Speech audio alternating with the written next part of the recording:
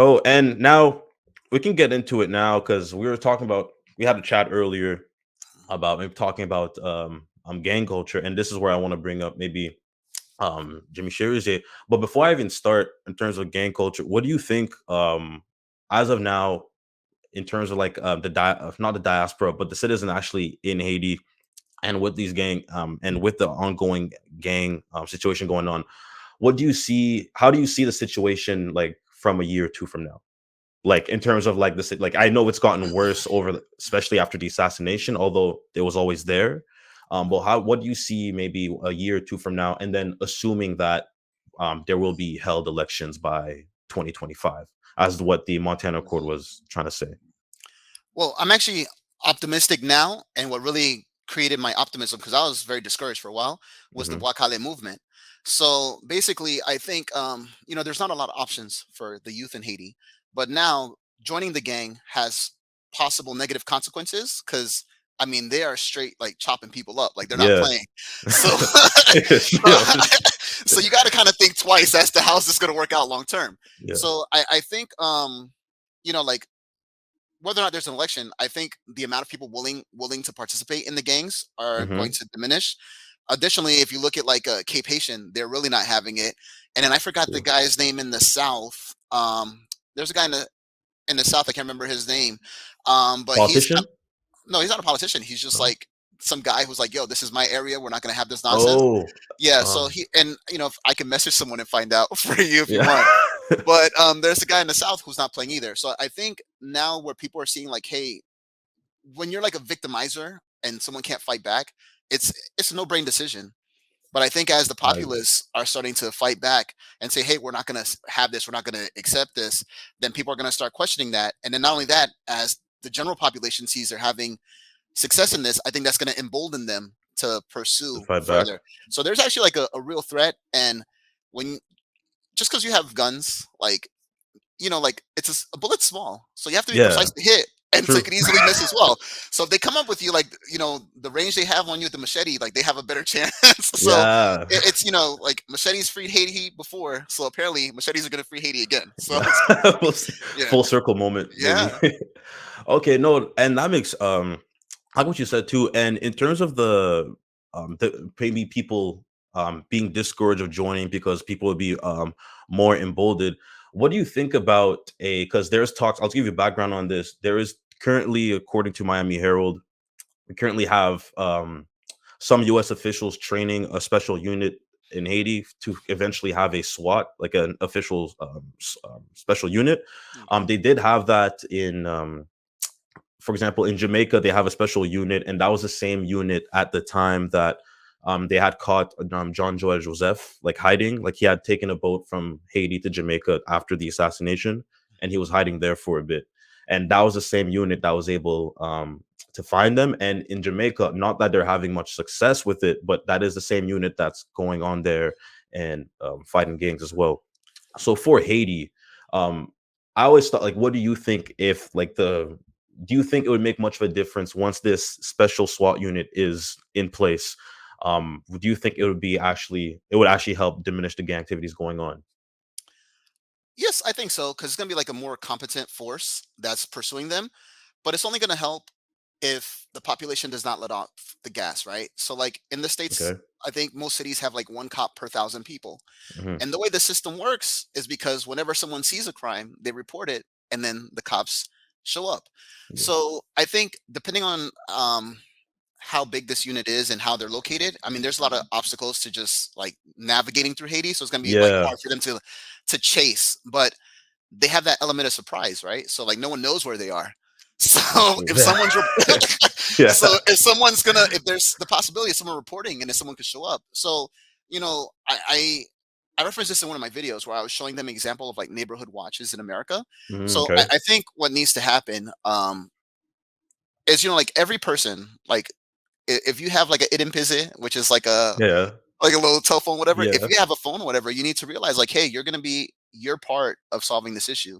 So Facts. now, if the police have, because like when I go to Haiti, I go to La Boule, and there's like an Mhm. outpost right there on the Lee going to Kenskov. and there's a little police station. It's not like a massive police station, right? But if everybody's like, okay, like this is the police station, and then I'm the eyes. So whenever I see something, I'm gonna contact them so that way these guys can Mm. show up there.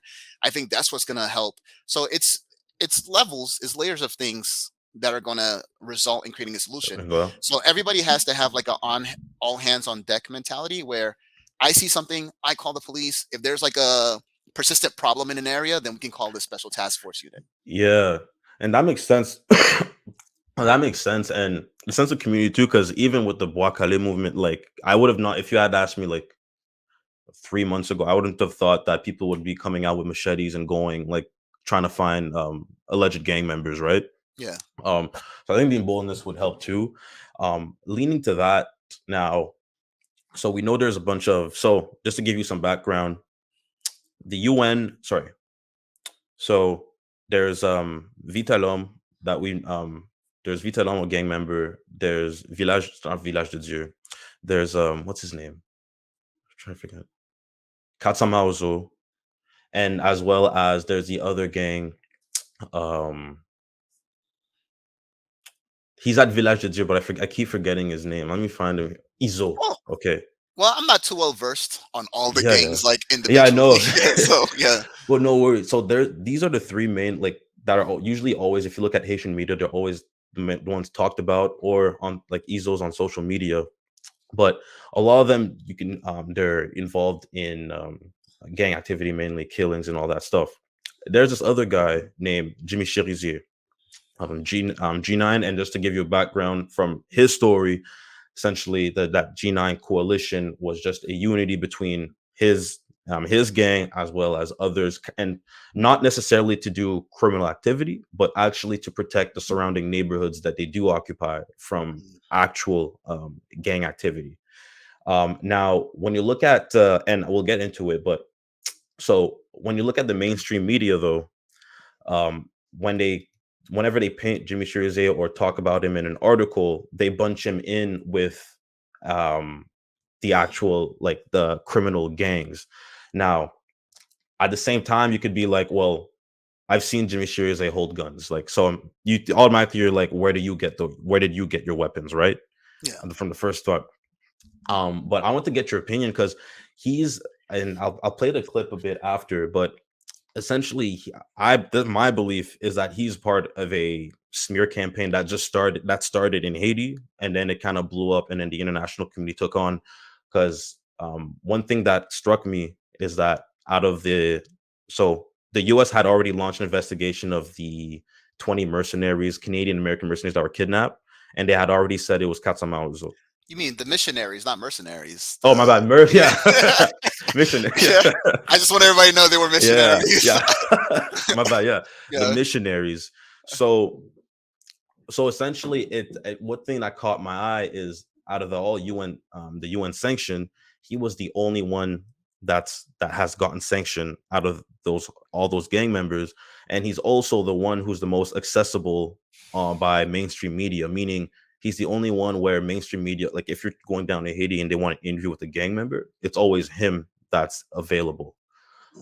So now with that being said, I want to get what do you think what do you think would be a the reasoning for them to be maybe pinning him at in a negative light compared to the other gang members that we do know, and it's been reported that they have done kidnappings and even they say they do kidnappings as well.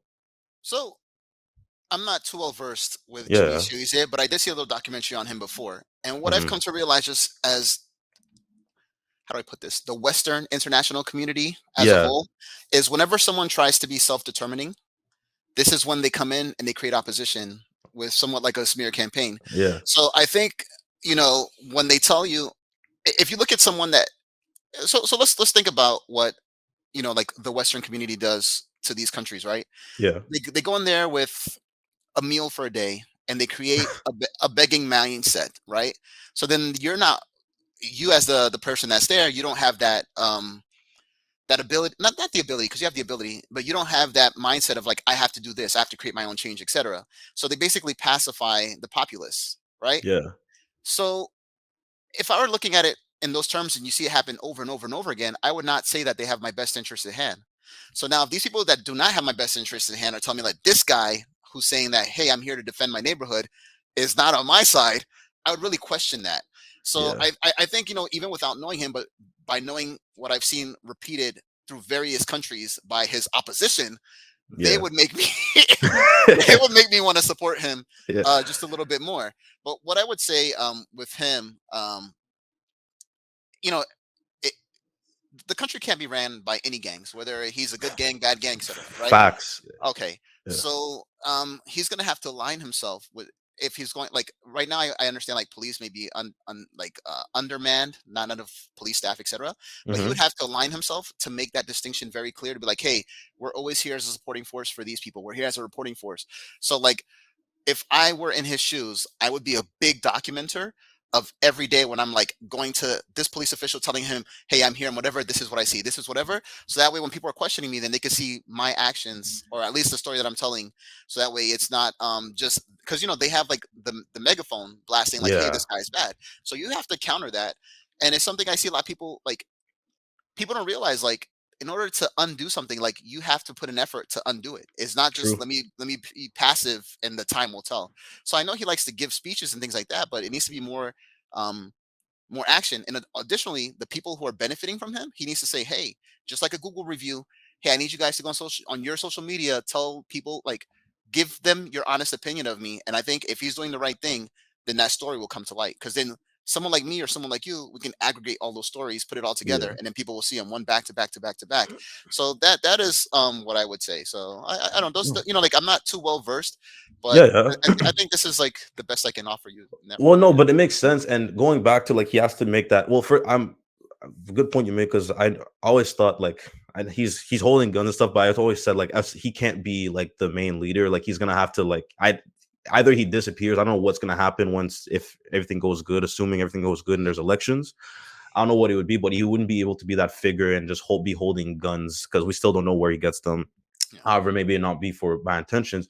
And making that distinction too, I think it's important because even, and this is a different thing, but even when the invasion of Iraq back in 2000, I think 2003 or 2001, I It can't was, remember. I believe, '03. Oh three, It was okay. '03 because I went in '05. So yeah, Oh, okay, you yeah, were there in yeah, '05. Okay, yeah. okay, for like to visit. No, I was in the army for 6 years. Oh, Yeah, yeah. But oh, yeah, you're so going. that, yeah, I'm a veteran. Sometimes I don't know. I don't always bring it up, but yeah. Oh, okay. Well, geez, that's nice. Honestly, like, how was that? Honestly, like, were you there for like how long were you there for? Oh, like a little bit under a year. Okay. I guess, let me see. I don't know like how much I want to talk about like No, the yeah, you army don't have to get stuff. into it. Yeah, yeah. Yeah, but what I would say is like I went there. I was there during the time they had like Iraq's first elections. Okay. And then I didn't have like a daily grind type gig, so I did like personal security detail for a sergeant Yeah, major. yeah. So basically, like our job was to keep one guy alive, and he went around and organized like these different companies and what they're supposed to be doing Oh, in mission. okay. Yeah. Okay, So that's yeah, nice. yeah, No, it's interesting. It's yeah. interesting. But back to that, what I want to say is even at the time, this is documented well, but when they were when they went to Iraq and then now they were combating terrorists there, a lot that distinction wasn't made as well because there's some of them that were actual like terrorists, but a lot of them what happened they were either from the former Iraqi army members and former police members that had once the United States came and blew up wherever they had to done the damage, they became like their home mercenaries, but kind of to protect their surrounding neighborhoods. But what happened on the mainstream media, they would also get grouped into that terrorist group because if from their perspective, they're like, well, the They all Americans look are the coming. same. Yeah, Yeah. So, exactly. And but and really, they're like, go ahead. no, and that's why I was saying like he can't like stay being a gang for forever. So like Exactly. he's going to, I mean, if what he's doing, like, it may be the necessary evil, right? So a lot of times, like, it's very easy to say, like, I should do A, B, C, but that might be necessary for this moment. But he should be trying to figure out a way to align himself with some kind of either the police force or, Yeah. with someone, or at least if there's like a mayor for his location to say, hey, like, like I'm talking to this guy, we meet once a week, and he's gonna have to submit to some higher authority if he wants to continue, because it may be necessary. Because if a lot of police officers have left and he's the only one that's willing to say, hey, I'm going to put my life on the line to make sure like things are good here, so he may be necessary for this moment. But it can't, like waking up every day repeating the same thing is ridiculous. So he Yeah. needs to start doing something where he's like, how do we get this more legitimized? Where okay, maybe we're not like the police, but we're like the National Guard of this area. You know what I'm saying? How like Yeah. each state in America has National Guard. So that he would be like, we're the National Guard for this area or the militia for this area. Where now someone's like, okay, well, these guys, these are the members. We have all their fingerprints, we have their faces, they have IDs. These guys are legitimate, everyone else is not. So, even if those like we have volunteer firefighters in the States, like things like that. Mm, So he can that's be interesting. a volunteer still doing what he's doing, but he needs to find a way to align it. Like you need government for structure, right? I mean, I know the government has been corrupt, but Yeah. he can't, like we can't just have every neighborhood having like their own little Well, no, honestly, you made a good point. My only thing is that the I just find for him, if you were to, you said align with a like the government, mayor or something. Yeah, yeah, some official that has legitimate like good holding with, intentions, yeah, not yeah, even good intentions. They have to have like a legitimate position in government. yeah, Like if I were to go do what he's doing right now in the States, like I'd get arrested. yeah, You know, yeah, so, yeah. just, No, like, honestly, what are you doing? I'm just walking around here with my gun. Like it's yeah, cool. Don't worry about it. I got you. Like no one's gonna buy that, yeah, right? So, but obviously the level of advanced society that we have in the States is not what's going on in Haiti, so it's probably okay for that moment. But yeah. ultimately, like it's like, are we going to live forever in this moment, or are we going to be working towards something? So he needs to start working towards something where it's like, okay, this is legitimized. If there's funds in the future, maybe I'll get a check, and then that's how he'll be able to like until he does something in that regard, he's Hmm. always open to being painted as a bad Painted. guy. I agree with all you said.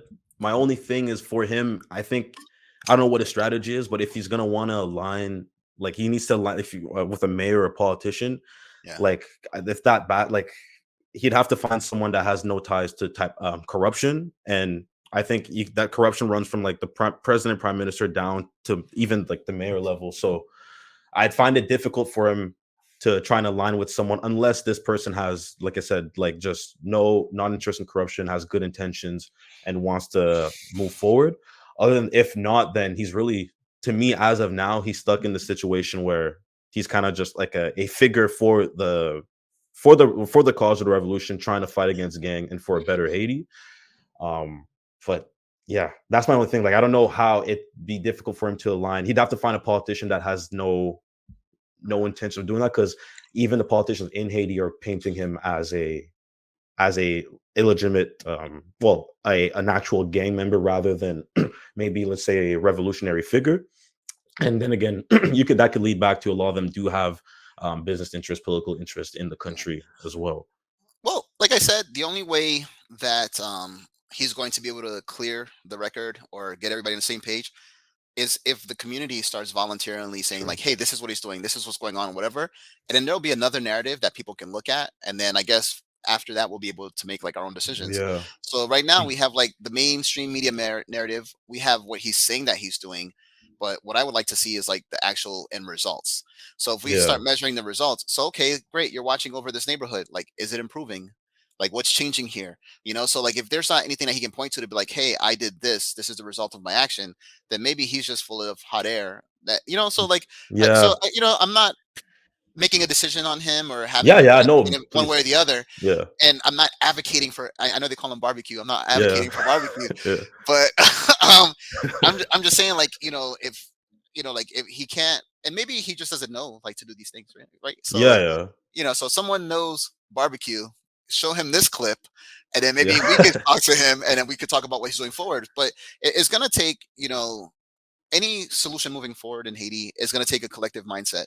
So unless we get like a good percentage, 20, 25, 30% of the people all on the same page, moving towards the same agenda, like it's just going to be chaos. Yeah. And, so, we need, and that's why I reached out to you actually to do Yeah. something. So I want everybody to know that, because what I'm hoping that these conversations, if we have more in the future, are going to do is getting people on the same wavelength, the same mentality. And then now we could put our efforts collectively together one way or the other.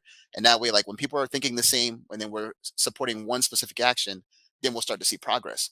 But if we go and let's say we were home together, and our parents left us just $50, and you're like, I want to eat, you want to go to the movies, we might spend the whole time just arguing about that. But That's if we true. have like the same objective, then that capital is deployed in a in a constructive manner. Yeah, yeah. Yeah. More efficient. Yeah. Yeah.